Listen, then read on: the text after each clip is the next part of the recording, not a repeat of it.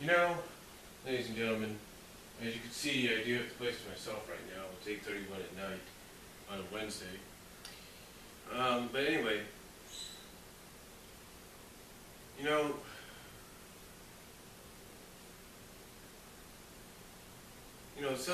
one cartoon king here on YouTube, as well as on DeviantArt, asked me if I knew that Ian had to change things, basically had to alter things because of the Penders Lawsuit. And of course, I knew that. I've always known that. Anybody who's followed the comic for as long as they have recently knows that. But here's why I have the belief, in my opinion, but my belief, that somebody upstairs, somebody in the high offices, if you will, someone up there knew something was going to happen. Somebody knew, as the saying goes, the blank was going to hit the fan. Someone knew it. Someone knew, because you can't always, because here's the thing, you can't have a company like Archie, or a comic company or media company like Archie, without some people being in the know of things that, they don't want people to know about, that they want to keep top secret, they want to keep out of the public eye. So my personal opinion is I still believe someone knew something, but they just weren't sure if it was going to be as bad as it turned out to be. But they knew something was going to happen. That's what my belief is. I think somebody knew something was going to happen. They just probably didn't think it was going to be as bad and as altering as it turned out to be.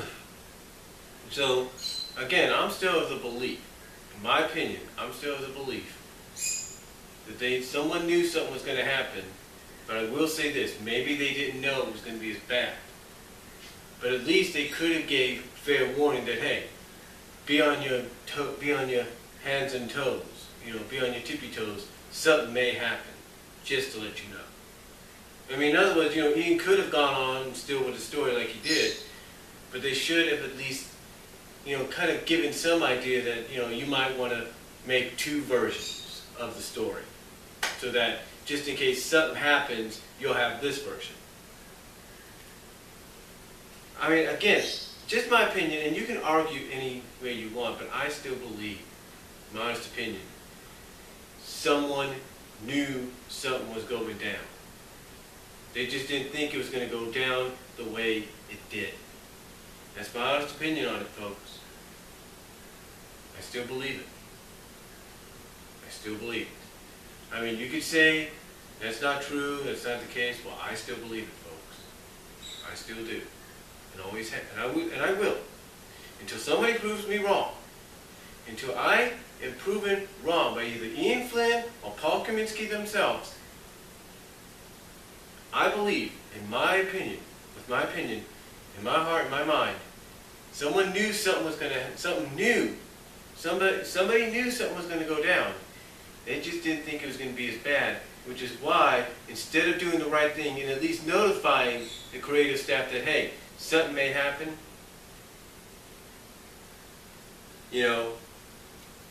they allowed Ian to continue his story, which was good, but they should have at least given him fair warning that something may happen. And when I did my No One Is Truly Satisfied deal, people look at that, and one of the topics I talked about was the relationship deal. People, you see, this is the one thing that I don't think game fans kind of understand. When someone tells you that a character like Sally would do exactly what you're accusing or you're assuming characters like Amy would do, it's not true. You see, there's a reason Sega doesn't say much when Sally and Sonic are paired together. It's because she's not an in-game character. She's a franchise character, yes, but she's not an in-game franchise character. So it doesn't bug them as much that she gets paired with Sonic, because that relationship can be on and off. And they could still be buddy-buddy, if you will. Even if they're not in a relationship, they could still be best friends. The thing with Amy, and this is what game fans, I think misconceive, is with Amy, they want her, because she's in the games, it's natural that they would want her to be with Sonic. Both the Hedgehogs make sense. Or the same with Blaze. But the thing is with someone like Amy, and nothing against Amy, I like Amy. I do. I mean, I'm a fan of the entire Sonic the Hedgehog franchise, always have been. It doesn't mean I can't be fans of other aspects of it. It doesn't mean I can't give my opinion. The thing is with Amy, though, there's this fan base that wants her to be with Sonic, but what they don't understand is this is why Sega doesn't come out and officially make it happen. You see, because Sega knows, whether you like that company or not, they know that if they say, hey, Sonic and Amy are now an official couple, the fans are going to want Amy to be, basically, they're going to want Amy to be around Sonic 24/7. They know it. That's what they believe. That's what they feel fans are going to want. They're going to want Amy with Sonic 24/7. That's what they want. And they just don't get it. And what they don't understand either is the fact that within the comic, the continuity's been switched around, altered or not. And not just the comic, but in the overall franchise, Amy is younger than Sonic. She's younger. And I think that's what some fans fail to see. Again, I can understand they pretty much feel that, they're in the game together, they're always in, this and that. I get that. There's certain situations and stuff, I get it. Sonic X kind of helped prove that theory, no doubt. But Sonic X never officially said, hey, they're a pairing. It's just, hey, they care for each other. That's it. But it didn't acknowledge, oh, they're a couple. It didn't acknowledge that. Sonic Sadiyama acknowledged Sally and Sonic were a couple. They did. More officially in the final episode, but still, they acknowledged it because they knew not only was it the last episode, but Sega wouldn't have a problem with it because she's not an in-game character. You see, that's the big difference. And whether you like it or not, you can't go out and keep holding on to what happened in the past. Okay? When Carl Bollers wrote the issues that he did, he had a different mindset on how the characters should act. True, he wanted to play off real life situations, like Sally being dramatically traumatized,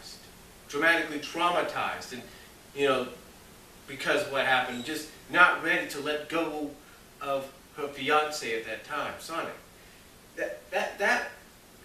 That you have to let go, because that was a different writer.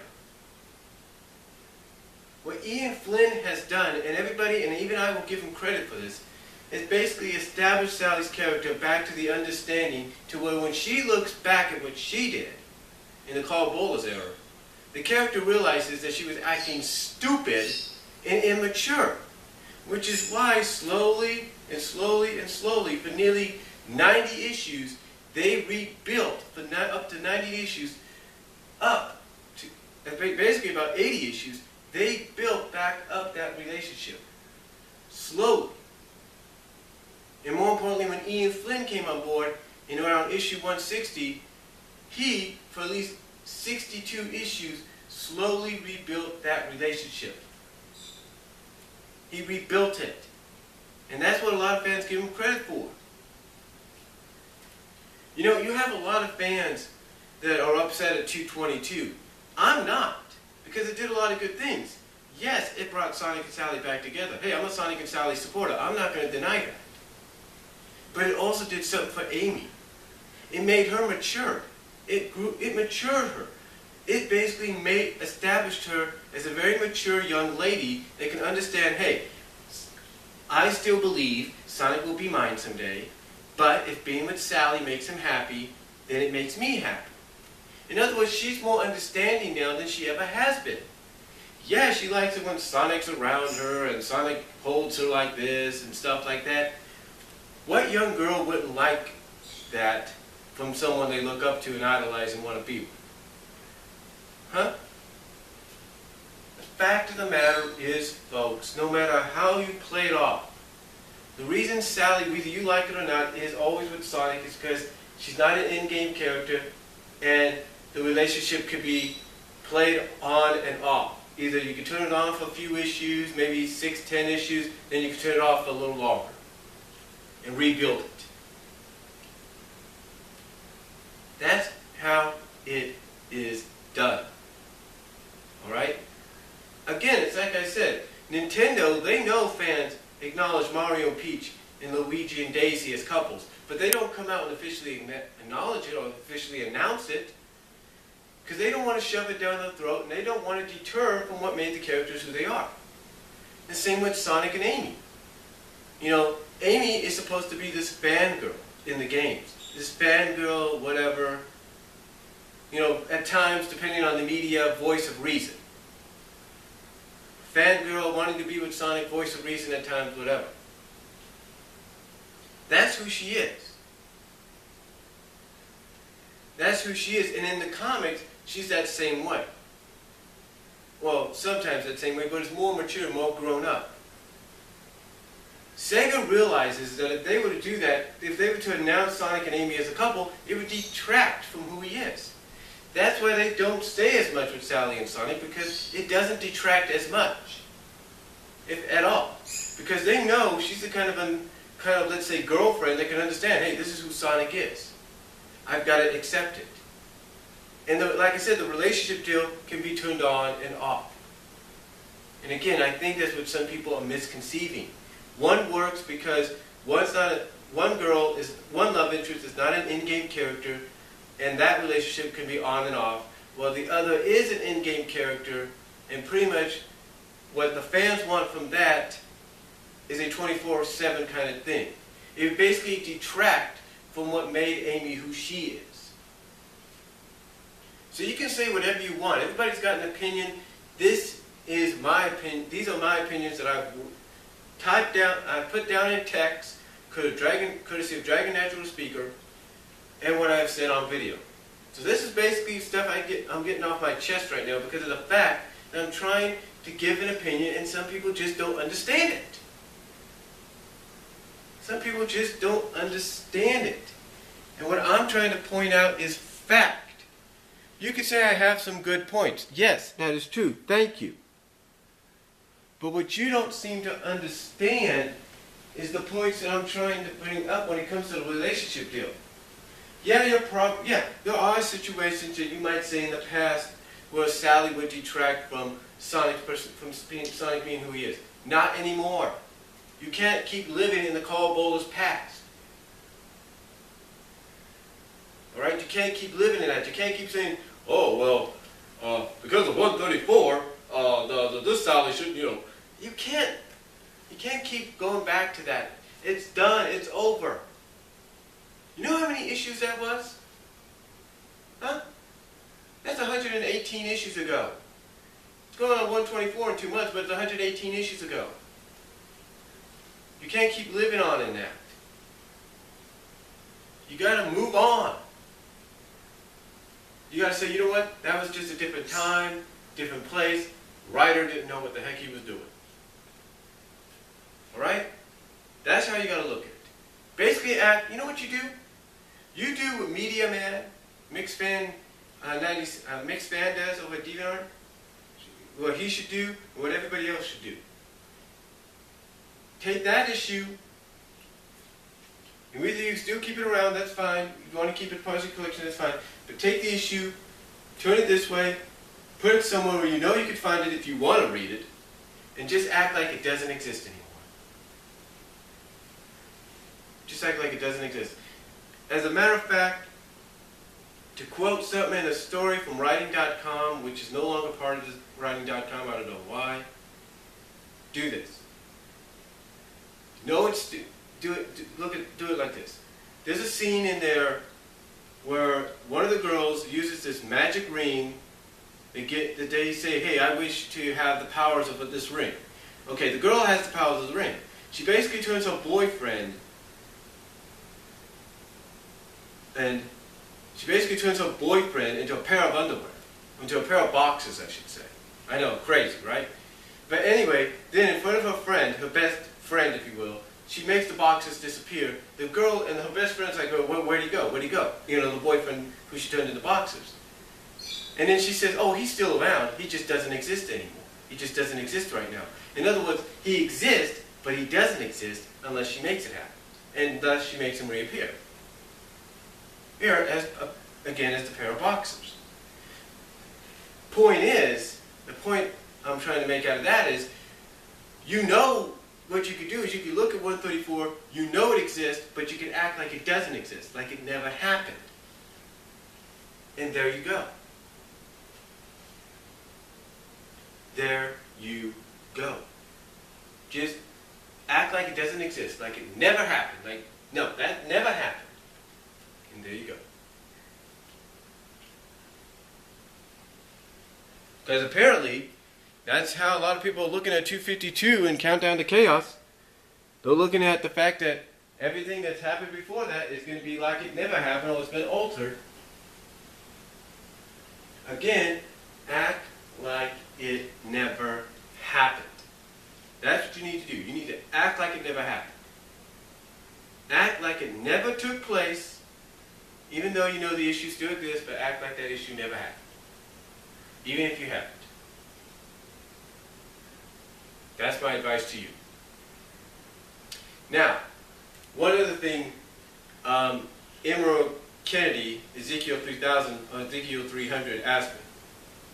He asked me what my thoughts are on Wong's, or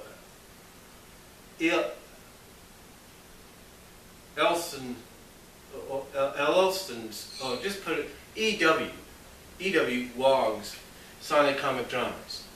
Wong isn't the only one that has Sonic Comic Dramas on YouTube. There are other people. I've seen one before, which was a Sonic Comic Drama on 160. And this is my thoughts on these dramas. It all depends on who does them, on how they're done. And I'll give Wong credit. His are like a motion comic, if you will, that you see that get released on DVDs. That's what it looked like. Excellent job. Excellent job. But then there's the one that was around 160, E-Influence First Issue. And that was pretty good too. So, to me, my thoughts on overall on comic dramas, especially the Sonic the Hedgehog ones, depending on the ones I've seen so far, I think they're all right. It just all depends on who does them and how they do them. That's the way I look at it. If you do it, great. If you do it like a motion picture or motion comic, fine. If you do it to where it's just like a transition out, transition in, sound effects, and different voice actors and actresses, that's good too. I think, honestly, it's a nice endeavor. Because at least if you're a fan of the Sonic comics, it gives you another way of reading the comics and catching up to what's going on in the comics. Yeah, storyline and continuity-wise. So, anyway, that's how I look at it. That's just my opinion on it. But again, let me say this. Getting back to what I was talking about. You know, I understand Ian Flynn had to change what he did. I'm not going to deny that. I'm not going to have to deny that he had to change things because of the lawsuit. But my honest opinion is I think somebody knew something was going to go down. They just didn't think it was going to go down as big as it did. So at least someone could have gave him fair warning in some way of, hey, you better be ready. Something may or may not happen. And as far as the relationship deal, again, the way it goes is like this. What fans need to understand is the fact. What they need to understand is what you want in one way, what you want this way can never happen because it would detract away from who the character is. The reason you get it another way is because the character, even though part of the franchise, unlike the other character, is not in game. Amy is in game all the time. So she's always going to, so, you got to realize you can't detract from the gameplay. A lot of people say Sega, at times, at least the Japan division, and maybe some parts of the American division, don't really care about what happens in the comics that much. Well, now they do, but not as much, but still not as much as they should, or they shouldn't, or whatever you want to call it. That to them, more importantly the Japanese division, it's like, hey, whatever happens in your American comic adaptation, really, we don't really care about. We're just focused on the games. And that is why they don't really say much. Not even SOA says much. Because they know it's a default situation. Amy, on the other hand, SOA knows that if they were to say, hey, let's put Amy and Sonic together as a couple, they know they'd get chewed out. They know that. Even if you tried on and off with them, they'd get chewed out. In other words, here's this. Here's the carry me. SOJA's carrying of the Sonic Sally relationship is down. It's like it doesn't really matter to them if you put him with Sally, because they know it'll be on and off. If you try the same thing with Amy, the carrying will be up and it'll be like, whoa, why did you do this? You're not supposed to do this. You're not supposed to have Amy with Sonic. That's going against the rules. End of story. Get my drift? And I'm not trying to offend anybody there either. Okay, I'm not trying to offend anybody. But the point is, you get my drift, right? It's basically they care more about if SOA says, hey, let's make Sonic and Amy an official couple. They care more about that not happening than they care about the Sonic Sally relationship not happening. It's a true fact. Look it up if you want to. The only reason they may have allowed any kind of hints in Sonic X, because not only was Sonic X done in Japan, but it was mostly more popular in the Western states. That's why they did certain things. But they didn't come out and use any of the episodes, if you will. They didn't use any of the episodes to come out and officially announce Sonic and Amy as a couple. Because if they would have done that, then hey, end of story. Okay? End of story. But again, that's what I'm trying to explain. Caring about not letting the Sonic Amy thing happen, they care more about not letting that happen than they do about the Sonic Sally thing, and that's a fact. That's why they don't say so much. And I think a lot of people need to realize that. But, hey, it's just my opinion, okay? It's just something I got to get off my chest. You guys got any stuff you want to get off your chest? Let me know. Comment below. Video response if you like. And I'll talk to you all later. But these are just a few things I had to get off my chest and give an answer for. So, video response, comment below. Hey, we all have an opinion. We're all free to one. But let me know what you guys think. Peace out. God bless.